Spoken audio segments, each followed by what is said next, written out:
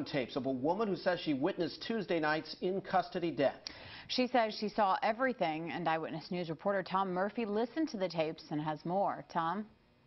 Caitlin, the Kern County Sheriff's Department turned the tapes over to us today. Our first chance to hear what witnesses were saying just moments after David Silva was restrained by several sheriff's deputies. He died shortly after that. Take a listen to the tape. Kern County Sheriff's Office, how can I help you? Yeah, your police officer is over here on Flower, and I think it's Palm. What is it, Mom? Palm. There was a man laying on the floor, and your police officers beat the shit out of him and killed him. The caller continued, saying the man had been unconscious, not breathing for at least 20 minutes. The caller says she had videotape from when the sheriffs first pulled up to when she called 911. She added she was right in front of where it all happened, and the sheriffs didn't have to do what they did. You have 1, 2, 3, 4, 5, 6, 7, 8 sheriffs. The guy was laying on the floor, and 8 sheriffs ran up and started beating him up with sticks. The man is dead, laying right here, right now. And I got everything on videotape. The man was not doing nothing. These cops have no reason to do this to this man. And he asked for help. He was yelling for help. He was begging for help. No one came because the people that were supposed to help him were the ones killing him. Animals. That's what they portrayed to be to me, because that's what they acted like. That's how Jason Land describes the deputies he saw Tuesday night. They jumped out, reached for their bats, poles, whatever you want to call it, beat that man till they killed him, right in front of my face. While sheriff's officials investigate a suspect's death in their custody, more questions are raised about what happened after that incident. A witness we interviewed asks why he was arrested a few hours later, and a family asks why their cell phones were seized. Reporter Carol Ferguson has the latest.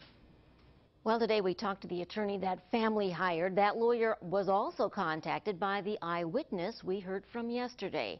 This all happened across from Kern Medical Center at about midnight on Tuesday. Officers say the suspect was reportedly intoxicated and he fought with the officers. They used batons to restrain him and he died later. 2 family members got cell phone video, and detectives arrived at their home a few hours later demanding the phones. Attorney John Teo says protocols must be followed. He questions why it took so long to get a search warrant and keeping the family in their home for hours till the search warrant arrived.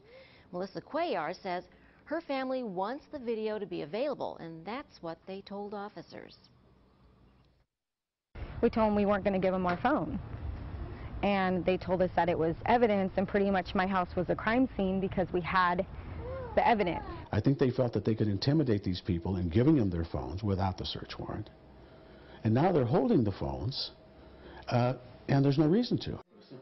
What are we supposed to do when we're witnessing a sheriff, police officer, whoever it may be that's, works with the law, committing a crime like this, man? Who do we call? He called Eyewitness News.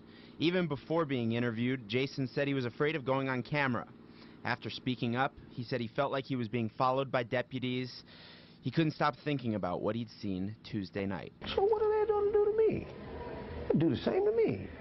I ran. He said he ran to the nearest friend he could find, who drove him to the hospital. If I wouldn't have said nothing, I wouldn't be in cuffs. But since I said something, I'm in cuffs. The 31-year-old, who's on felony probation for domestic violence, says he was arrested for being under the influence of PCP. Under the influence of PCP, no test, no nothing. I was not under the influence of anything. I was scared for my life. I was paranoid. Now he says he's being targeted. I believe I'm going to be targeted for the rest of my life. Land was released today and says he'll go home to his family. I'm hiding.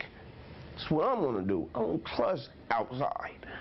When the people that's supposed to protect me for people that do that without badges, the badges will do it too. Good. Can't do it. He thinks there should be some consequences. They deserve this. They don't deserve death, because I'm not God. I don't believe anybody deserves to die. But to be taken away to where they won't be able to do that again to anybody, they got the wrong one and cut. Jason also said that he felt like there was an extended period of time between when he saw the man beat up and when the ambulances ultimately arrived. In studio, Tom Murphy, Eyewitness News. Caitlin, back to you. Thanks, Tom. And we have more now on the man who died in custody, David Silva. We heard from his father last night. Today, Eyewitness News reporter Courtney Bryant spoke to Silva's brother. Courtney? That's right. David Silva's brother, Christopher Silva, is in mourning, but that has not stopped him from speaking out. He says his brother was murdered at the hands of those who should have been fighting to save him. David Silva is survived by 4 children, ranging from ages 2 to 10. They haven't yet learned of their father's death, but when they do, Christopher Silva wants them to hear the right story. I don't want them thinking or being told that my brother was just a bum on the street laying face down in the pool of his own blood. He was much more than that, and if anything, I want them to be able to know that their father meant a lot to a lot of people. Christopher Silva says the memory of his brother will encourage him and his family to fight for justice. And he asked for help. He was yelling for help. He was begging for help. No one came because the people that were supposed to help him were the ones killing him.